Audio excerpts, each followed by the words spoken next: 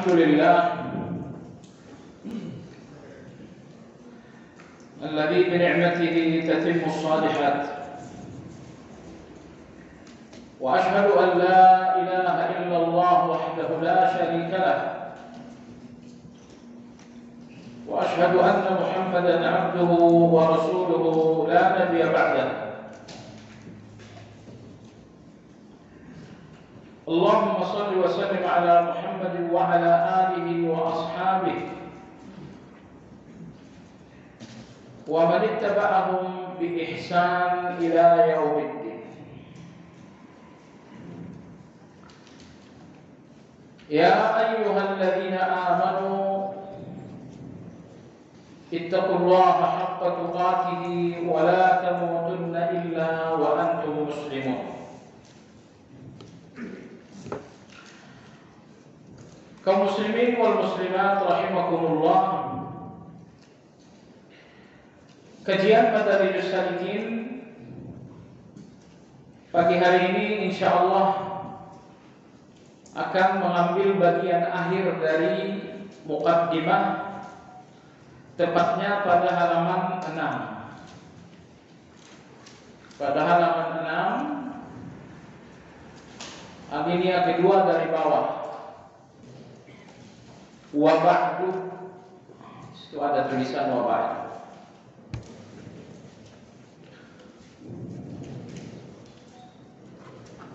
Halaman 6, alinea kedua dari bawah. Wa ba'du. Baik. Imam Ibnu Qayyim rahimahullah taala berkata, "Falamma kana kamalul insani innama huwa bil ilmi an-nafi' wal 'amali salih." Oleh karena kesempurnaan manusia tercapai dengan dua hal, yaitu ilmu yang bermanfaat, yang kedua adalah amal saleh. Wa huma al-huda wa dinul haq. Ilmu yang bermanfaat dan amal saleh itulah yang dimaksud dengan petunjuk dan agama yang benar. Jika Anda lihat di bagian akhir surat Al-Fatah, Allah berfirman, "Huwa alladzi arsala rasulahu bil huda wa dinil haq."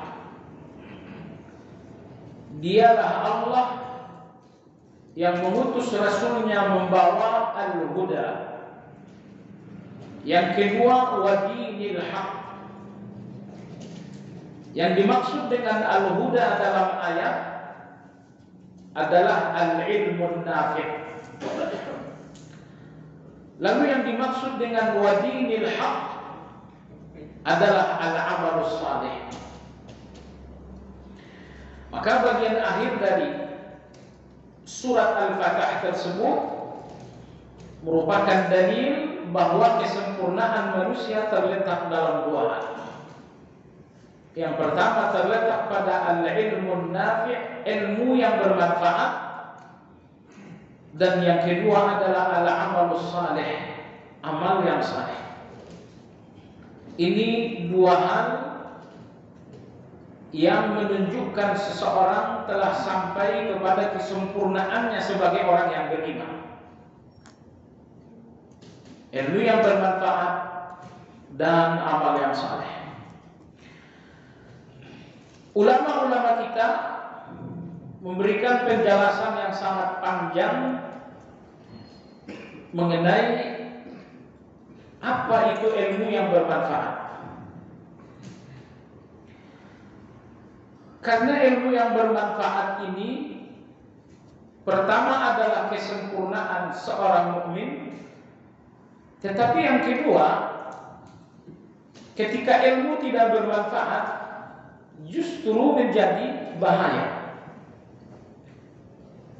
Jadi dia punya ilmu tapi tidak bermanfaat sehingga ilmu itu menjadi bahaya. Di antara doa Nabi sallallahu alaihi wasallam, Allahumma inni a'udzubika min ilmin la yanfa'. Ya Allah, aku berlindung kepadamu dari setiap ilmu yang tidak bermanfaat. Bahwa Nabi kita berlindung kepada Allah menunjukkan ada satu bahaya. Lantas beliau berlindung dari apa? Di mana bahaya itu betul-betul ada? Min ilmin la yanfa'. Aku berlindung kepadamu dari ilmu yang tidak bermanfaat.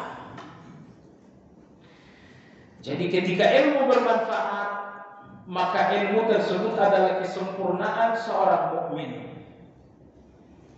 Tapi ketika ilmu tidak bermanfaat, maka seorang mukmin berada dalam bahaya. Imam Ibn Rajab rahimahullah,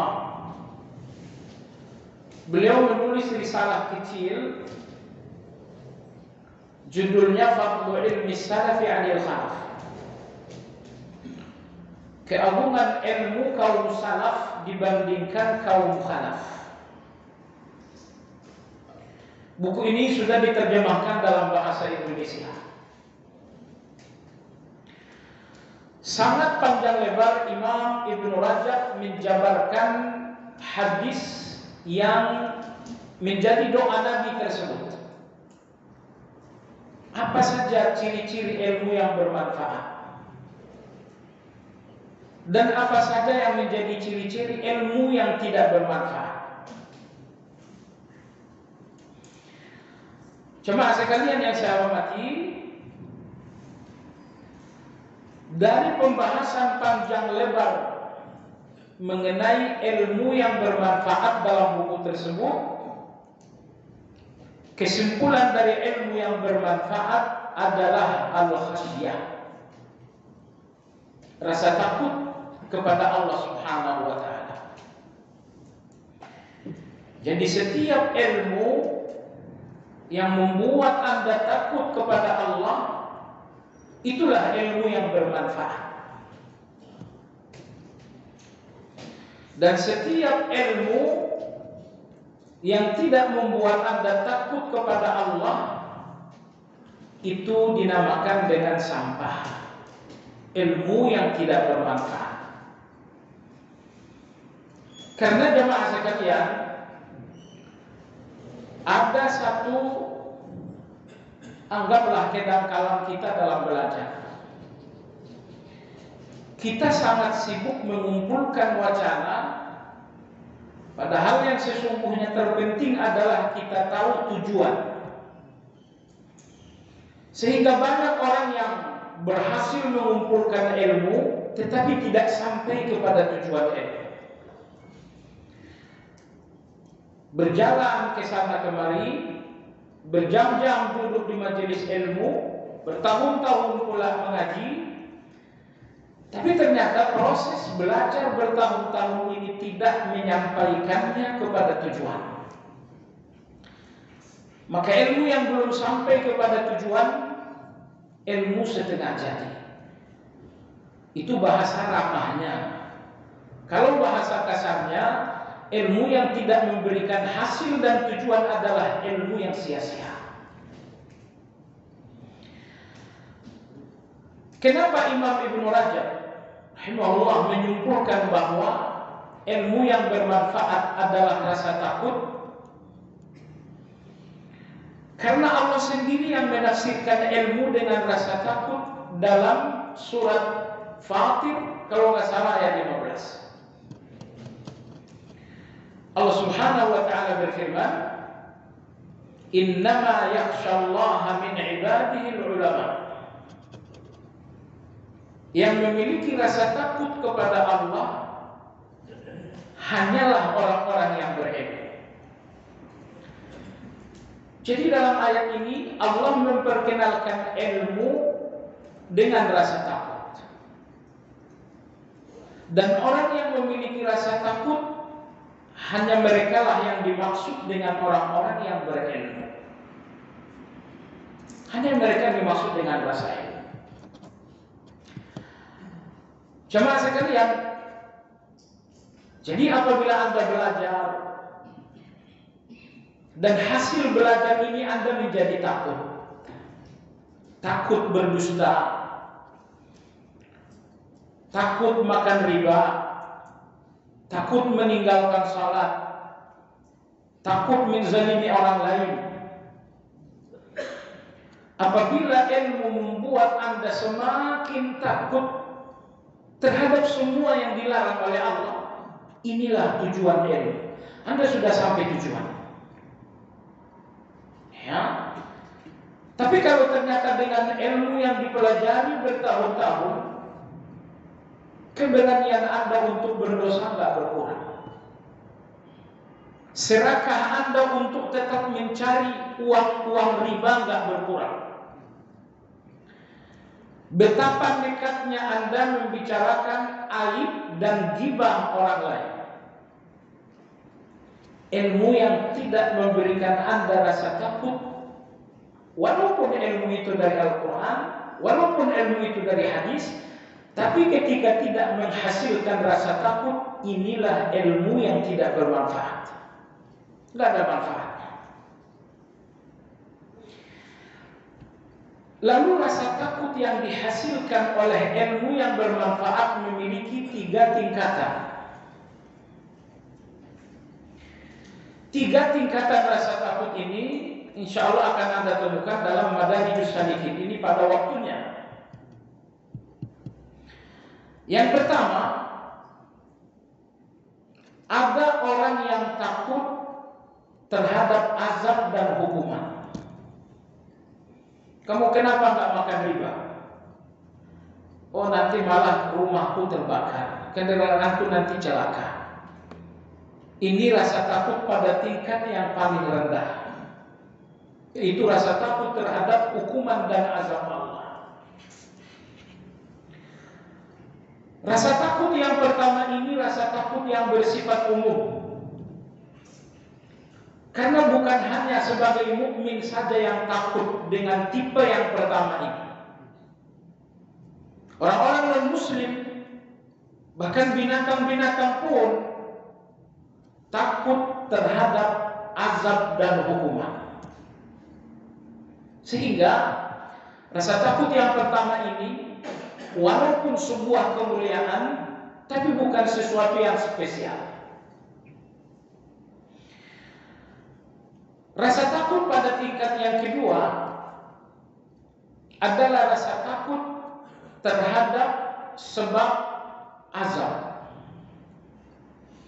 Jadi kalau yang pertama Anda takut terhadap azab, lalu di tingkat yang kedua Anda takut terhadap sebab azab itu sendiri. Anda takut neraka, itu tingkat pertama. Tapi Anda takut sebab-sebab neraka yaitu dosa, itu takut yang kedua. Kemudian rasa takut pada tingkat yang ketiga, inilah puncak rasa takut, yaitu rasa takut kepada yang memiliki keputusan apakah Anda jatuh kepada dosa ataukah Anda jatuh ke dalam azab. Yang menentukan hari ini Anda jatuh kepada dosa, siapa yang menentukan? Yang menentukan setelah berdosa Anda dihukum, siapa yang menentukan? Jawabannya Allah. Maka kita takut terhadap dosa, lalu kita pun takut terhadap hukuman, lalu kita pun takut terhadap sebab hukuman. Tapi di atas kedua rasa takut itu, kita lebih takut kepada Allah yang menentukan dan memutuskan apakah Anda jatuh kepada dosa, lalu kemudian jatuh ke dalam hukuman. Nah, 3 rasa takut ini berbeda, ya, 1, 2, 3 tingkatan. Tetapi ketiga rasa takut inilah yang dihasilkan oleh ilmu. Dalam hadis sahih, Nabi sallallahu alaihi wasallam bersabda, "Ana a'lamukum billah wa asyaddukum lahu khasyah." Aku orang yang paling mengenal Allah di antara kalian, sehingga aku adalah orang yang paling takut pula kepada Allah Subhanahu wa taala. Lagi-lagi dalam hadis ini pun Nabi kita menegaskan bahwa ilmu selalu menghasilkan rasa takut. Maka ilmu yang membuat maksiat Anda berkurang, itulah ilmu yang sesungguhnya. Tapi ilmu yang justru tidak membuat dosa Anda berkurang, itu ilmu yang tidak bermanfaat. Kenapa ilmu tidak bermanfaat? Sekali lagi, manfaat ilmu adalah rasa takut. Rasa takut yang menghalangi Anda berdosa. Rasa takut yang menahan Anda agar tidak melakukan maksiat. Kenapa ilmu itu tidak menghasilkan manfaat, yaitu rasa takut? Penyebabnya ada dua. Penyebab yang pertama, karena ilmu yang dipelajari itu memang bukan ilmu yang bermanfaat. Karena ilmu yang dipelajari bukan ilmu yang bermanfaat. Salah satu contoh, rame-rame media sosial berbicara tentang musik halal atau haram. Lalu kemudian Anda membaca artikel judulnya bantahan terhadap orang yang mengharamkan musik. Sekilas Anda membaca satu judul yang sangat bagus. Menjadi tidak bermanfaat karena tujuan Anda membaca artikel itu untuk membantah. Berarti kalau tujuan Anda dari sebuah ilmu untuk membantah, berarti tujuan Anda mengalahkan orang lain dan memenangkan diri sendiri. Ini orang harus saya bongkar. Ini orang besok harus saya bikin diam. Jadi coba perhatikan jemaah sekalian, hal seperti ini sangat sering terjadi di kalangan para penuntut ilmu. Bantah membantah itu bukan tugas kita orang yang baru belajar. Bahkan bantah membantah itu pun bukan tugas sembarang orang. Karena yang terpenting dari bantah membantah, di samping bobot argumentasinya harus berkualitas, juga hatinya harus ikhlas. Segudang argumentasi Anda sangat bagus, tapi hati Anda sangat kotor, sikap Anda membantah lebih banyak dosanya daripada tidak. Imam Syafi'i rahimahullah tidak pernah kalah di dalam berdebat. Manusia yang paling menyulitkan ulama di zaman itu untuk dilawan berdebat namanya Bishr al-Mardisi, pemuka Mu'tazilah. Banyak ulama-ulama sekaliber Imam Syafi'i yang tidak mau berdebat. Tapi akhirnya Imam Syafi'i melawan tantangan Bishr al-Mardisi untuk berdebat. Perdebatan tidak berlangsung lama hingga akhirnya Bishr al-Mardisi angkat tangan. Kata dia, tidak, saya kalah, saya mundur. Lalu Imam Syafi'i ditanya, wahai Imam, Anda tak pernah kalah berdebat, apa rahasianya? Kata Imam Syafi'i rahimahullah, aku tidak pernah berdebat untuk mengalahkan orang sehingga aku tidak pernah kalah. Aku tidak pernah berdebat. Aku tidak pernah berdebat untuk mengalahkan orang sehingga aku pun tidak pernah kalah. Maka oleh sebab itu jemaah sekalian, artikel-artikel seperti tadi, bantahan kepada orang yang mengharamkan musik, bagus Anda baca. Tapi yang pertama Anda bicara dengan hati dulu. Anda mau ngambil ilmunya, Atau justru Anda ingin membantahnya? Kalau tujuan Anda dengan ilmu untuk membantah, berarti tujuan Anda dengan ilmu dua keburukan. Pertama, mengalahkan orang. Yang kedua, meninggikan diri. Mengalahkan orang dan meninggikan diri. Baik. Oleh sebab itu ilmu menjadi tidak bermanfaat kadang-kadang karena ilmu yang dipelajari itu tidak ada gunanya.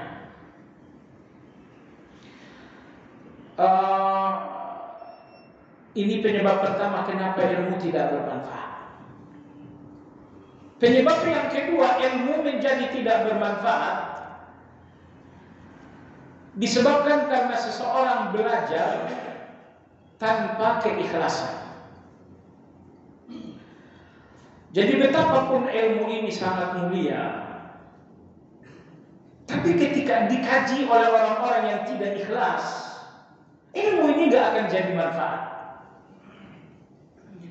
Ilmu ini hanya akan menjadi kejahatan, akan menjadi dosa, disebabkan karena tidak dipelajari dengan ikhlas. Ulama-ulama zaman dahulu, mereka memakan waktu yang lama untuk meluruskan niat sebelum mereka belajar. Maka ilmu ini persis air hujan. Air hujan itu tawar, tapi begitu sampai di bumi, lalu diserap oleh tumbuh-tumbuhan yang berbeda-beda. Ketika air hujan diserap oleh tumbuhan yang pahit, hasilnya adalah buah yang pahit. Ketika air hujan diserap oleh tumbuhan yang asam, hasilnya adalah buah yang asam. Ketika air hujan diserap oleh buah yang manis, tumbuhan yang manis, hasilnya adalah buah yang manis. Air hujan itu adalah ilmu. Kalau diserap oleh orang-orang yang berniat buruk, akan muncullah ilmu yang pahit. Tapi kalau air hujan ilmu ini diserap oleh orang yang berhati bersih, Anda akan memetik buah yang sangat manis. Ilmu itu satu, sumbernya Al-Quran dan hadis. Tapi ketika niat belajar ilmu berbeda, maka muncullah buah yang berbeda. Ketika ilmu diserap oleh buah yang pahit, muncullah buah yang pahit. Diserap oleh tumbuhan yang manis, muncullah buah yang manis. Maka jamaah sekalian yang saya hormati, inilah dua penyebab kenapa ilmu tidak bermanfaat. Pertama, karena memang yang dipelajari ini tidak ada gunanya. Saya lihat di kalangan kita yang belajar, ilmu tahzir itu tidak ada gunanya. Anda lebih banyak berdosa daripada dapat pahala. Misalnya ketika Anda katakan si fulan ini begini, pertanyaannya Anda masuk surga dengan kata-kata itu, tujuan kita masuk surga. Kalau ilmu yang Anda dapatkan itu tidak berakhir dengan surga, ini sampah. Malah kadang-kadang kalimat-kalimat seperti ini untuk mengumbar permusuhan. Ya, untuk mengumbar perpecahan dan curiga-mencurigai, suuzon di antara kita sesama penuntut ilmu. Maka sebab itu hati-hati. Jangan sampai Anda merasa belajar ilmu, ternyata yang Anda pelajari adalah sampah. Yang Anda pelajari adalah yang tidak bermanfaat sama sekali. Baik. Maka hati-hati dengan dua hal yang membuat ilmu tidak bisa menjadi manfaat. Saya lihat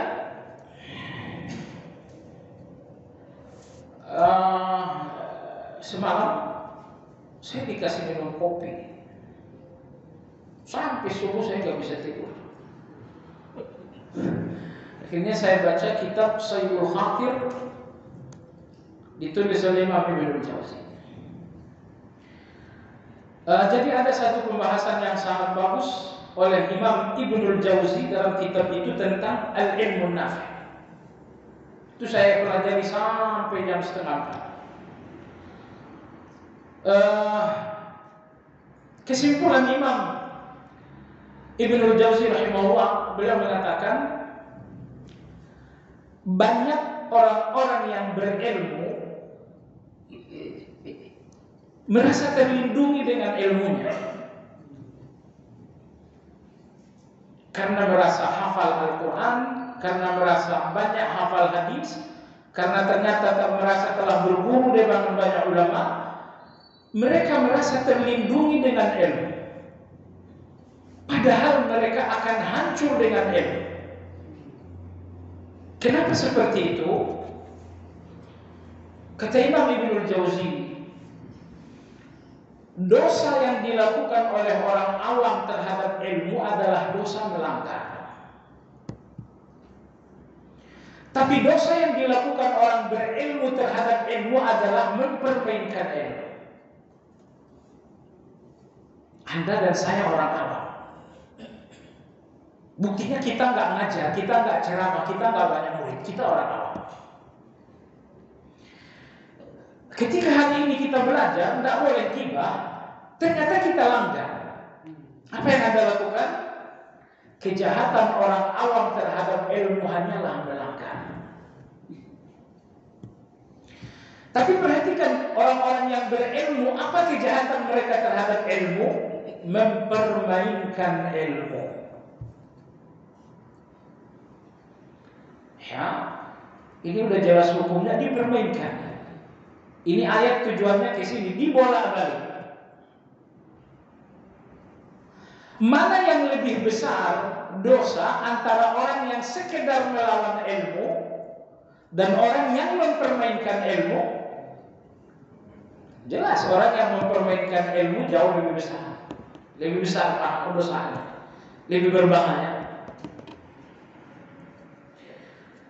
Di antara permainan-permainan orang berilmu dengan ilmu adalah mempermainkan ayat, mempermainkan kaidah untuk menyerang dan untuk membela diri.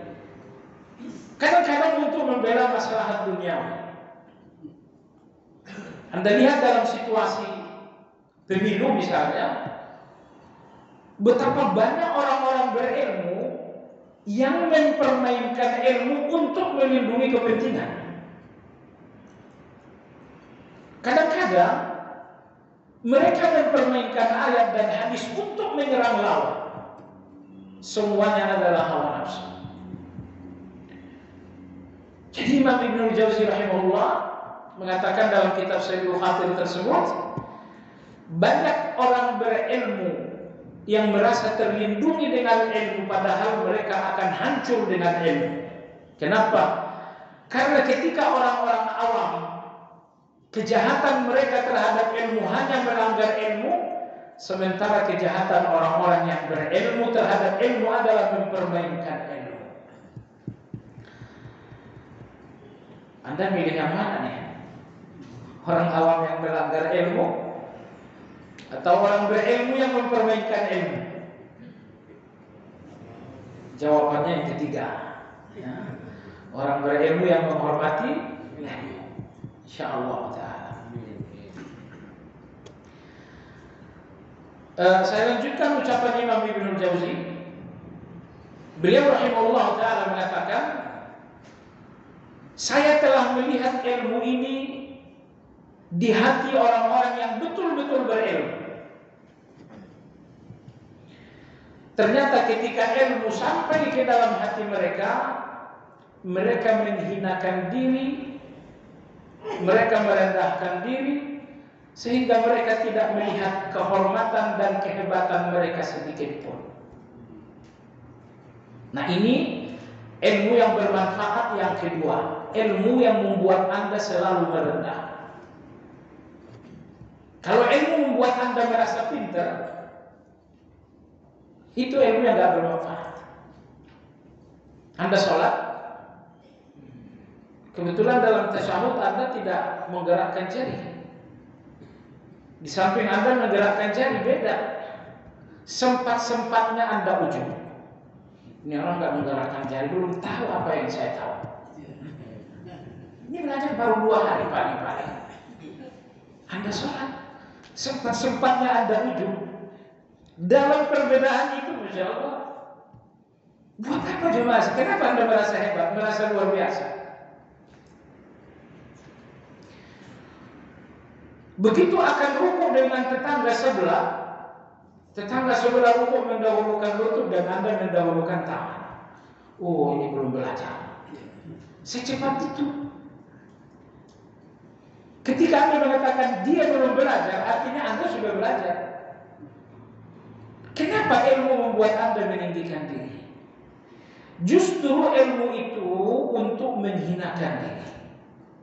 Maka Imam Ibnul Jauzi mengatakan, aku telah melihat ilmu di tangan orang yang benar-benar berilmu. Ternyata dengan ilmu itu mereka semakin merendah. Dengan ilmu itu mereka semakin menghinakan diri. Abdurrahman ibn Abi Layla, seorang tabi'in, beliau didatangi seseorang bertanya tentang satu masalah. Jemaah sekalian, kalau Anda ditanya tentang satu masalah, apa yang ada dalam pikiran Anda? Saya harus jawab. Bila perlu dalilnya 50, bila perlu kutipan dalilnya, kutipan perkataan ulamanya juga panjang lebar. Ingat, ketika Anda menjawab, hati Anda rawan ujub. Banyak orang yang menjawab itu untuk menonjolkan diri, bukan untuk menyampaikan ilmu. Saya ulangi, banyak orang yang memberi jawaban untuk menonjolkan diri, bukan untuk menyampaikan ilmu. Dan itu akan ketahuan ketika tujuannya adalah menonjolkan diri, embel-embelnya nanti banyak. Ini dalilnya begini-begini, maka orang yang nggak begini-begini, ngapain? Ini hukumnya begini, dalilnya 1, 2, 2. Adapun orang yang begini itu orang jahil, orang nggak belajar, orang yang punya syubhat. Anda nggak perlu sejauh itu menjawab, tapi memang Allah akan memperlihatkan melalui jawaban bahwa Anda tidak sedang menyampaikan ilmu, tapi Anda sedang pamer ilmu. Abdurrahman bin Abi Layla didatangi seseorang untuk bertanya. Abdurrahman bin Abi Layla menjumpai salah seorang sahabat untuk bertanya. Ternyata sahabat ini mengatakan, kau berjumpalah dengan fulan, dia ilmunya lebih mantap. Akhirnya Ibnu Abi Layla menjumpai sahabat yang kedua. Yang kedua mengatakan, kau ketemulah dengan fulan. Yang ketiga, itu pemahamannya lebih dalam. Ibnu Abi Layla rahimahullah mengatakan, akhirnya aku menjumpai 20 orang sahabat, semuanya mengatakan yang lain lebih pintar, yang lain lebih tahu. Jangan saya. Sampai akhirnya pertanyaan itu sampai kepada yang pertama. Beda dengan orang sekarang, kalau bertanyanya nggak ke saya, nggak betul jawabannya. Kamu nanya siapa pula, oh itu jawabannya nggak benar. Kalau jawaban bukan dari saya, itu jawaban nggak benar. Coba lihat jemaah sekalian. Jadi ternyata ilmu ketika sampai kepada orang yang benar-benar berilmu, mereka menjadi rendah. Rasa hebat, rasa pintar mereka nggak nampak sama sekali. Silat Ibnu Asyam, seorang tabi'in rahimahullah ta'ala, ulama besar, ibadahnya luar biasa. Sekali waktu dalam selesai sholat tahajud, ini ulama besar ya, sekelas tabi'in, setelah selesai sholat beliau mengatakan, Allahumma inni a'udzubika minan nar wa ma liya an as'alakal jannah.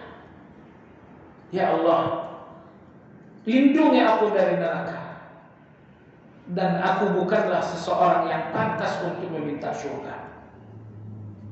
Ini ulama sekelas tabi'in, tapi Tapi sebuah tawadhu, sebuah kehinaan diri, sebuah kerendahan hati. Beliau mengatakan, ya Allah, cukup lindungi aku dari neraka. Dan aku tidak layak untuk meminta syurga. Itu sekelas tabi'in. Bahwa Anda mengatakan Nabi mengajarkan kita minta surga. Oh iya, kita memang dianjurkan minta surga. Kadang-kadang ada orang yang merendah seperti Silat Ibnu Asyam. Kadang-kadang mereka lupa dengan apa yang disabdakan Nabi karena mereka terkuasai dengan perasaan mereka. Jadi apa yang dikatakan Silat ini memang keliru. Tapi pelajaran penting dari kekeliruan tersebut, bagaimana satu kerendahan hati dari seorang ulama besar Ibnu Asyam mengatakan, saya bukan orang surga, cukup terlindung dari neraka, itu sudah cukup. Jadi jangan sampai kita belajar tiba-tiba pintu surga kita yang megang kuncinya semua. Oh, ini nggak masuk surga, ini nggak masuk neraka.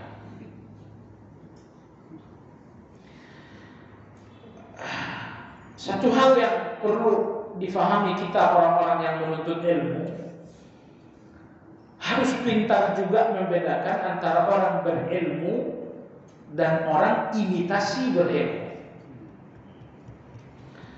Mana ilmu benaran dan mana orang yang sekedar KW3. Saya berikan Anda hadis. Hadis ini Anda tahu. Nabi kita bercerita tentang pembunuh yang menewaskan 99 nyawa. Cerita ini ada dalam Riyadhus Shalihin. Setelah membunuh 99 nyawa, kemudian ia bertanya, "Dulluni ala a'lami ahli al-ardh." Kata dia, tunjukkan kepada aku orang yang paling berilmu. Akhirnya dia ditunjukkan kepada seseorang. Setelah bertemu dengan orang ini, dia berkata, aku telah membunuh sebanyak 99 nyawa. Apakah saya diampuni? Orang ini mengatakan, tidak, kamu tidak diampuni. Akhirnya dia potong juga menjadi genap 100. Setelah menyempurnakan pembunuhan 100, dia bertanya lagi, kasih tahu kepada aku orang yang paling berilmu. Pertanyaan yang kedua ini kebetulan kepada orang yang pas. Dikatakan orang yang berilmu itu orang, kamu ke sana. Setelah bertemu dengan orang yang berilmu yang kedua, lalu dia bertanya, apakah saya masih bisa bertaubat? Hal ada yang minta taubat. Apakah ada taubat untuk dosa saya? Orang yang berilmu ini mengatakan, na'am. Padahal mestinya yang kedua ini mengatakan tidak. Karena yang pertama bilang tidak itu baru 99 yang mati. Yang pertama bilang kamu gak diampuni. Nah, mestinya jawaban yang kedua ini lebih kencang lagi mengatakan kamu gak ada taubat. Yang pertama tadi 99 yang mati, sekarang udah 100. Lebih tak masuk surga, lebih tidak ada taubat lagi kamu. Perhatikan betapa pintarnya ulama yang kedua ini.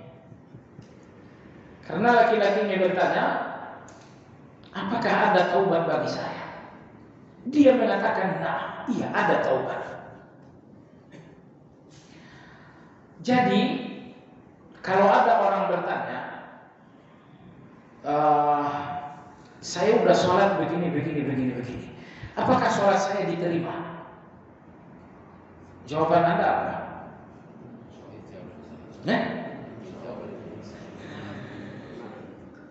saya nggak berhak menjawab kalau pertanyaannya diterima. Tapi kalau pertanyaannya sah, insya Allah sholat kamu sah. Rukunnya terpenuhi, syaratnya terpenuhi, sholatmu sah. Tapi soal diterima itu Allah yang punya urusan. Buku-buku yang saya baca hanya berbicara tentang sholat sah, sholat batal. Adapun sholat diterima itu nggak ada bukunya. Nggak ada bukunya, sholat diterima begini nggak ada. Yang ada adalah sholat yang sah atau sholat yang batal. Maka Anda harus hati-hati juga. Maka ulama yang kedua ini ditanya apakah saya ada taubat oleh pembunuh tersebut. Dia mengatakan iya, kamu ada taubat. Dan dia tidak mengatakan taubatmu diterima. Baik. Hubungannya dengan kajian kita apa? Ketika pembunuh ini diperkenalkan dengan ulama yang pertama, ternyata ulama yang pertama ini bukan ulama. Tetapi dia memiliki penampilan mungkin lebih ulama dari ulama. Dilihat dari gamisnya, mungkin dilihat serbannya juga banyak, mungkin dilihat ibadahnya bagus. Sehingga karena penampilannya penampilan orang yang berilmu, maka si pembunuh ini dihubungkan dengan dia. Tetapi jawaban yang kedua inilah orang berilmu yang sesungguhnya. Maka dia mengatakan, kamu bisa bertaubat, tetapi hijrahlah ke negeri A, karena di sana ada orang-orang yang saleh, beribadahlah bersama dengan mereka. Nah, jangan sampai Anda ingin mencari agama lalu ketemunya dengan orang berilmu yang pertama ini. Pastikan bahwa Anda mencari agama dan menemukan orang yang kedua. Karena coba lihat, masyarakat mengatakan yang pertama ini berilmu, yang kedua ini berilmu. Ternyata ilmu yang sesungguhnya ada pada yang kedua. Dan yang pertama hanyalah imitasi. Yang pertama hanyalah pakaian, hanya penampilan saja. Kemudian perhatikan jawaban A dan B. Jawaban yang pertama dan yang kedua. Setiap orang yang tidak berilmu, jawabannya selalu membuat susah. Dan jawaban orang yang berilmu selalu memberikan kemudahan. Yang pertama, saya bisa taubat enggak? Yang pertama bilang enggak bisa taubat. Neraka kamu. Enggak ada taubat. Tapi yang kedua, saya masih bisa taubat. Ya masihlah. Wa man yahjubuka 'anit taubat? Siapa yang menghalangimu dari taubat? Ini orang berilmu. Bahwa orang-orang yang berilmu, jawaban mereka selalu memberikan harapan, memberikan kemudahan. Tapi orang-orang yang berilmu, yang tidak berilmu, jawabannya selalu susah. Ini bagaimana? Oh, nggak boleh. Neraka, sesat, macam-macam. Ya. Padahal kadang-kadang nggak seperti itu. Oleh sebab itu Sufyan bin Uyainah rahimahullah taala, beliau ditanya siapa ahli fikih, siapa orang yang berilmu? Beliau mengatakan orang berilmu adalah dia yang mengajarkan agama yang mudah tapi sesuai dengan dalil. Mengajarkan agama yang mudah sesuai dengan dalil. Jadi lebih lengkapnya beliau mengatakan akhdhur rukhsah minas thiqah. Menemukan hukum yang mudah dari orang yang terpercaya. Baik jemaah sekalian yang saya hormati. Umar bin Khattab radhiyallahu anhu, hadis Umar ini kaitannya dengan ilmu yang bermanfaat. Tadi kita bilang ilmu bermanfaat. Yang kedua, bahwa ilmu yang bermanfaat itu selalu membuat seseorang merendah. Ketika Umar radhiyallahu anhu wafat, tentu dia ditusuk oleh seorang yang bernama Abu Lu'lu'. Setelah ditusuk, dirawat, Dalam proses perawatan dokter mengatakan tidak. Dikasih jus korma, ya, minum jus korma wahai Amirul Mukminin. Begitu Umar minum jus korma, ternyata keluarlah jus korma itu dari luka di bawah pusar Umar, sehingga tidak bisa dibedakan ini air jus atau darah. Akhirnya dokter minta agar Amirul Mukminin untuk meminum air susu. Setelah Amirul Mukminin meminum air susu, ternyata memang yang keluar betul-betul air susu. Akhirnya dokter mengatakan, wahai Amirul Mukminin, berwasiatlah. Wahai Amirul Mukminin, berwasiatlah. Hadis ini diceritakan Amr bin Maimun. Amr bin Maimun rahimahullah mengatakan, aku hanya jarak satu orang dari Umar sewaktu beliau ditusuk. Jarak aku dengan Umar hanya bin Abbas. Jadi setelah yang keluar adalah susu murni dari luka di bawah pusar Amirul Mukminin, maka dokter mengatakan, wahai Amirul Mukminin, silakan berwasiat. Silakan berwasiat. Akhirnya Umar radhiyallahu anhu memanggil anaknya Ibnu Umar. Beliau mengatakan, wahai Abdullah, begitu aku meninggal, segera lunasi hutang. Ternyata Umar radhiyallahu anhu wafat dengan hutang sebesar 84.000 dinar. Bisa kan? Bisa. Hutang sebanyak itu iya, karena Umar radhiyallahu anhu tidak mengambil gaji sebagai Amirul Mukminin. Abu Bakar tidak mengambil gaji, tapi Abu Bakar menjawab cuma 2 tahun. Tapi Amirul Mukminin Umar radhiyallahu anhu tidak mengambil gaji sama sekali. Sementara dia membantu entah berapa ratus orang. Ya, membantu banyak orang. Qadarullah, tidak ada uang, terpaksalah meminjam dengan harapan nanti ada kemudahan. Jemaah sekalian yang saya hormati, akhirnya Abdullah bin Umar mengatakan, baik, hutangmu berjumlah 84.000. Selanjutnya Umar radhiyallahu anhu mengatakan, wahai Abdullah, jumpai Aisyah. Sampaikan kepada Aisyah bahwa Umar, jangan katakan Amirul Mukminin, bahwa Umar ingin dimakamkan dengan kedua sahabatnya, Abu Bakar dan Rasulullah SAW. Abdullah bin Umar menjumpai Aisyah karena makam Rasulullah dan Abu Bakar ada di makam Aisyah. Beliau mengatakan, wahai Ummul Mukminin, Umar memohon agar diperkenankan dimakamkan dengan Abu Bakar dan Rasulullah SAW. Aisyah radhiyallahu anha mengatakan, demi Allah, aku telah bertekad untuk dimakamkan di situ. Tapi karena hari ini Amirul Mukminin meminta, aku mengutamakan dirinya atas diriku. Aisyah radhiyallahu anha, Abdullah bin Umar radhiyallahu anhu pulang dan menjumpai ayahnya. Beliau mengatakan, selamat wahai ayahku, Ummul Mukminin berkenan untuk meninggalkan rumah agar Anda dimakamkan bersama dengan Abu Bakar dan Umar.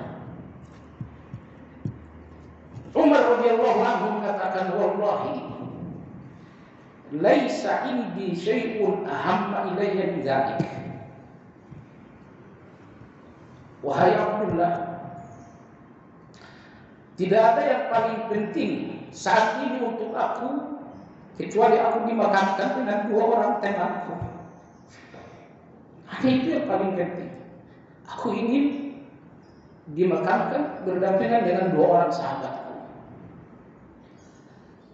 Setelah itu kaum muslimin berduyun-duyun masuk ke kediaman Umar untuk menyampaikan, anggaplah semacam hiburan. Wahai Amirul Mukminin, Anda tidak usah terlalu sedih. Anda telah bersahabat dengan Rasulullah.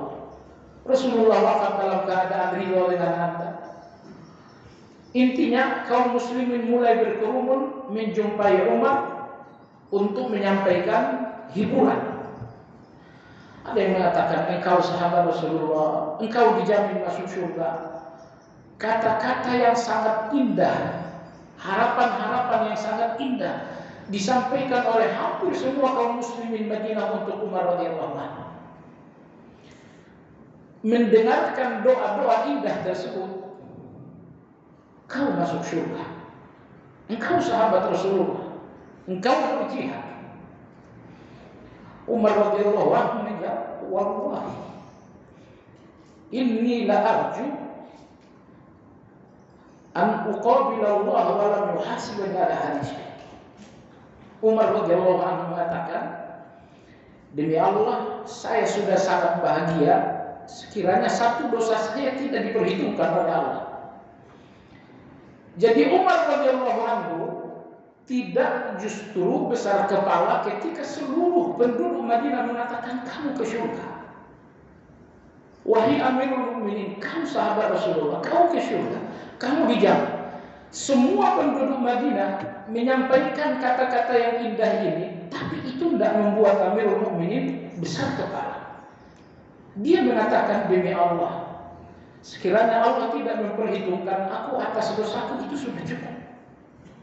Jadi maksud saya jemaah sekalian, Anda lihat orang-orang yang saleh, tidak ada yang meninggikan diri, tidak ada orang-orang saleh yang merasa dirinya hebat. Karena ilmu yang bermanfaat selalu membuat seseorang rendah hati. Makanya kalau ilmu ini sampai kepada Anda, yang terjadi adalah ujub, yang terjadi adalah takabur, yang terjadi adalah merendahkan orang lain. Anda tidak sampai tujuan. Ilmu ini tidak akan bermanfaat untuk Anda.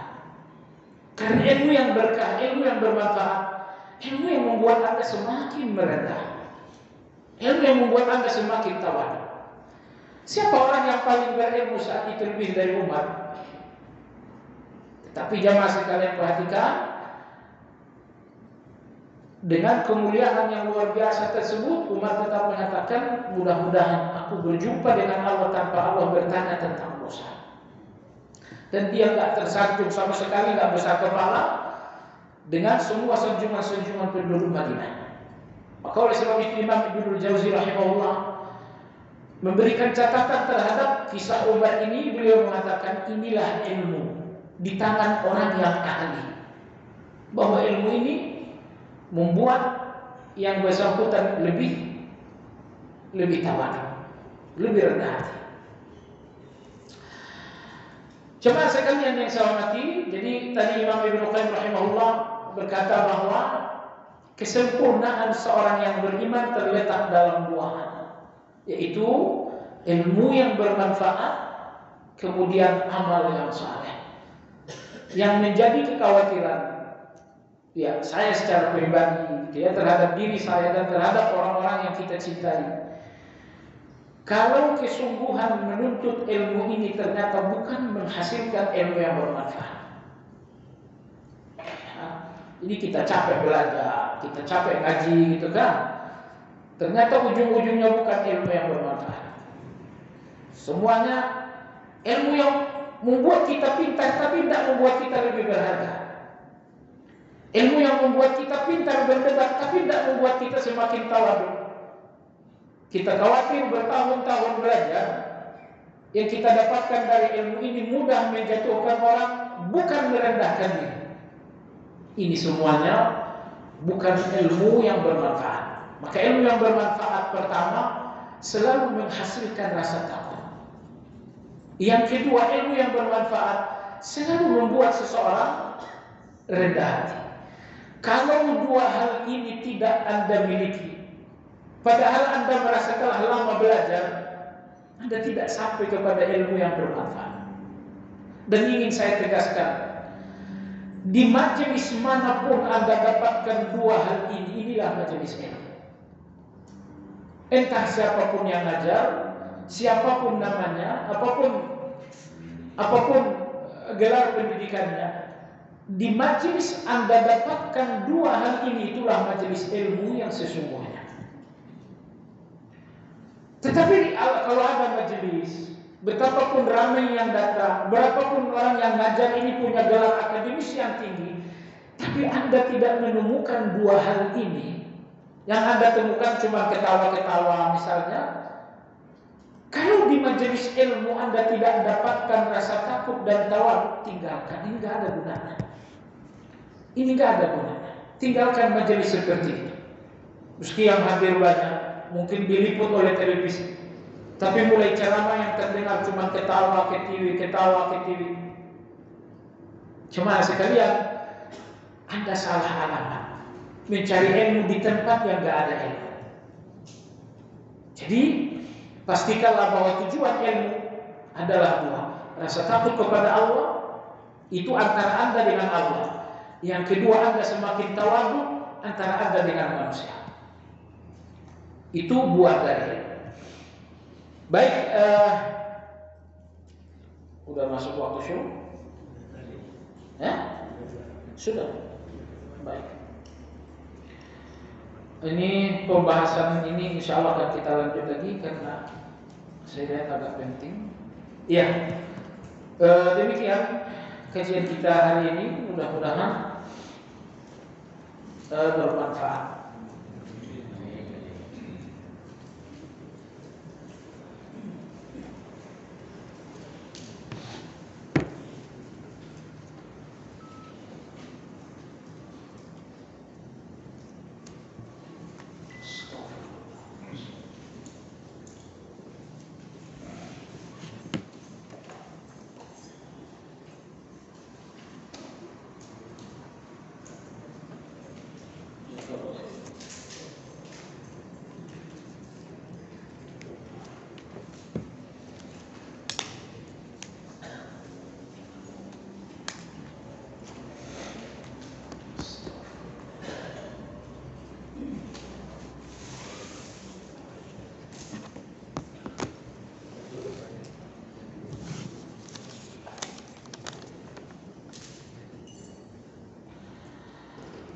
Karena kondisi tekanan dalam pekerjaan, kadang kita tidak bisa menghindari larangan agama. Kami pun tergelincir dalam dosa.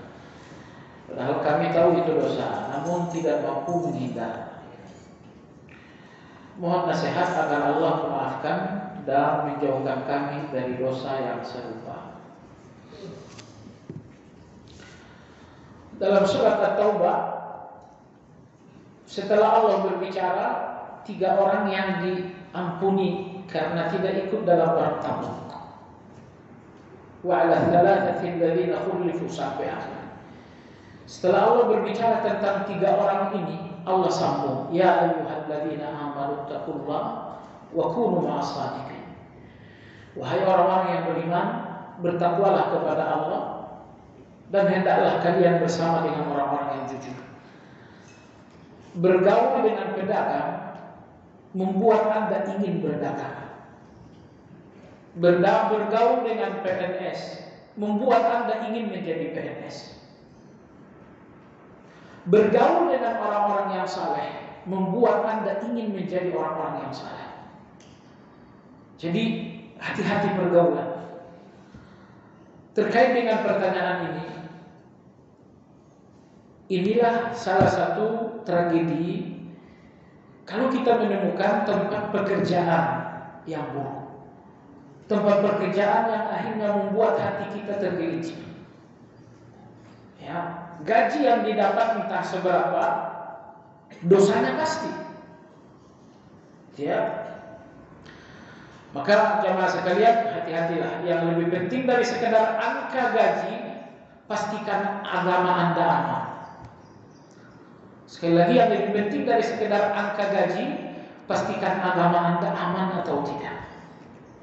Meski gaji besar, tapi agama Anda terancam, tidak usah. Anda hanya mendapatkan angka dan tidak mendapatkan berkah. Padahal kebahagiaan Anda tidak pada angka tapi pada berkah. Nah, lalu kemudian kalau memang ini sudah terjadi, maka nasihat yang pertama, kalau kira-kira Anda akan dipaksa lagi dan dipaksa terus, tinggalkan pekerjaan itu. Nah, tapi kalau memang tidak dipaksa lagi, Anda yakin ke depan tidak lagi akan dipaksa, sudah, silakan tetap bekerja. Ini nomor satu. Adapun tentang ketergelinciran yang pernah terjadi tersebut, bertaubatlah kepada Allah Subhanahu wa Ta'ala. Ya, kokohkan taubat, jujurkan hati dalam bertaubat. Astaghfirullah wa atubu ilaih. Astaghfirullah wa atubu ilaih. Imam Ibnu Qayyim nanti akan di sini dibahas. Di antara kesalahan orang yang bertaubat, bahwa dengan taubat merasa dosa telah berkurang. Dosa Anda 20, setelah Anda bertaubat lalu Anda merasa dosa saya sudah berkurang. Kesalahan fatal. Itu bukan kesalahan ringan. Siapa yang menjamin dosa Anda dihapuskan? Anda telah bertaubat, iya, tapi taubat Anda diterima atau tidak, nggak ada yang tahu. Maka istiqlalul maksiyah, merasa dosa telah berkurang oleh taubat, ini adalah semacam ujub tersebut. Maka tetaplah bertaubat dan jangan merasa setelah taubat dosa sudah selesai. Belum tentu. Dosa Anda selesai atau tidak di depan Allah pertemuan.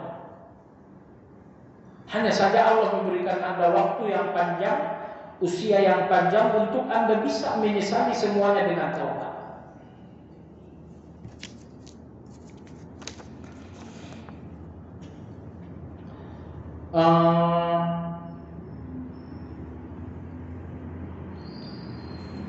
Salah satu penerima zakat dari 8 asnaf yang berhak menerima zakat adalah orang yang memiliki hutang. Apakah boleh zakat harta istri diberikan kepada suami yang memiliki hutang untuk membayar hutang yang sudah lama belum bisa dilunasinya, sementara itu si istri adalah tanggungan nafkah suami hari-hari? Jawabannya boleh. Seorang istri, mungkin istri bisnis atau mungkin istri habis sebagai waris, maka cari istri yang punya waris biar ada kebagian. Misalnya istri sudah ada uang pribadinya dia, lalu diberikan kepada Anda untuk membayar hutang. Apakah itu dibolehkan? Jawabannya boleh. Dalilnya hadis Ibnu Mas'ud. Istri Ibnu Mas'ud punya uang mencapai zakat dan Ibnu Mas'ud sendiri hidup dalam keadaan susah. Maka istrinya bertanya kepada Rasulullah SAW, ya Rasulullah, bagaimana kalau aku berikan zakat kepada suamiku? Kata Nabi, silakan. Jadi dibenarkan. Tapi kalau suami kepada istri tidak boleh. Jangan dibalik. Yang boleh adalah istri kepada suami bayar zakat boleh, tapi kalau suami kepada istri tidak. Karena istri itu tanggungan suami. Seorang imam yang kelupaan tidak membacakan surat pada saat salat yang harus dibacakan secara zahar dan baru ingat pada rakaat berikutnya, apakah salatnya sah? Jawabannya sah. Karena membacakan surat bukan rukun, juga bukan wajib. Kalau membacakan surat itu rukun, salatnya batal. Kalau membacakan surat itu wajib, berarti Anda ganti dengan sujud sahwi. Dua-duanya tidak. Membacakan surat dalam salat hukumnya adalah sunnah. Cuman bisa lupa. Kok bisa lupa kita? Ya mungkin habis terima uang banyak kali. Jika makmumnya mengetahui di awal, apakah makmumnya ada kewajiban untuk mengingatkan dan bagaimana caranya? Iya. Kalau misalnya imam ini eh, waladhdallin amin langsung meruku gitu, subhanallah gitu ya, diingatkan imamnya. Nah, jadi mungkin ini imam apa namanya, ya habis menerima uang tadi lupa hitungannya gitu. Seorang makmum yang merasa bahwa rakaat salat jamaah yang dilakukan imam kurang, tapi di lain pihak imam merasa rakaatnya sudah sesuai, akan makmum tersebut perlu menambah jumlah rakaat salat secara sendiri. Kasus ini terjadi dalam hadis Dzuliyadain. Nabi kita melakukan salat siang, entah zuhur entah asar. Baru saja 2 rakaat Nabi SAW salam. Karena wajah Rasulullah agak serius, tidak ada yang berani bertanya. Untunglah ada seseorang yang bernama Dzuliyadain. Beliau mengatakan, ya Rasulullah, Anda sita am qasuratis salat. Apakah Anda lupa atau memang salat zuhur ini sudah berkurang jadi 2 rakaat? Kata Nabi, saya enggak lupa, salat pun enggak berkurang. Jadi Nabi merasa sudah selesai 4 rakaat. Kalau memang salat ini rakaatnya enggak dikurangi, berarti Anda lupa. Rasulullah enggak mau diam. Rasulullah bertanya kepada Abu Bakar, "Asadaqa ma qala Dzuliyadain?" Abu Bakar, ini ucapan Dzuliyadain benar enggak? Kata Abu Bakar, iya. Baru 2 rakaat. Nabi tidak cukup dengan ucapan Abu Bakar. Beliau bertanya kepada Umar, wahai Umar, apa benar ucapan Dzuliyadain? Kata Umar, iya, benar ucapan Dzuliyadain. Nabi SAW berdiri, melipat tangan tanpa takbir. Kemudian beliau lanjutkan. Maka dalam hal ini, kalau ada perbedaan antara imam dan makmum tentang jumlah rakaat, makmum menegur, imam merasa benar, tanyakan kepada makmum yang lain. Kalau ada 2 makmum yang menguatkan, berarti imam kalah. Ya. Apakah salat makmum tetap sah seandainya dia tetap menambah rakaat? Kalau dia menambah rakaat, salatnya enggak sah. Kenapa? Ketika dia menambah rakaat, berarti dia sudah tidak ikut imam. Begitu jamaahnya batal, salatnya pun batal. Ya, sehingga yang mesti dilakukan oleh makmum mengulangi salat dari awal. Ulangi dari awal, jangan lanjutkan. Kalau Anda lanjutkan, salat Anda batal. Kok batal? Jamaah Anda sudah batal kan? Iya, sudah, berarti salatnya juga batal. Enggak mungkin salat jamaahnya batal, tapi salatnya sah, enggak masuk akal. Maka makmum ini wajib mengulang salat dari awal. Ada pendapat yang mengatakan bahwa agar rezeki lancar, maka tiap sholat subuh dibiarkan membaca surat tertentu dalam Al-Quran. Apakah memang ini ada dalilnya? Yang ada dalilnya, selesai sholat subuh bacakan zikir pagi dan zikir petang. Nanti setelah asar petang gitu ya. Ini menambah rezeki, iya, itu menambah rezeki, insyaallah ta'ala. Jika seorang muslim melakukan amalan-amalan tertentu, maka dijanjikan akan dibangunkan istana di akhirat. Apakah istana dimaksudkan hanya 1 buah saja untuk dimaksudkan hanya 1 buah saja untuk tiap jenis amalan tertentu jika si muslim melakukan sepanjang hidupnya? Ya, kalau misalnya dia melakukan kebaikan 2 kali 2 istana dong gitu kan. Nah, berapa istana yang dia dapatkan? Sesuai amal ataukah hanya 1 istana saja? Nah, ini yang dia dapatkan ya.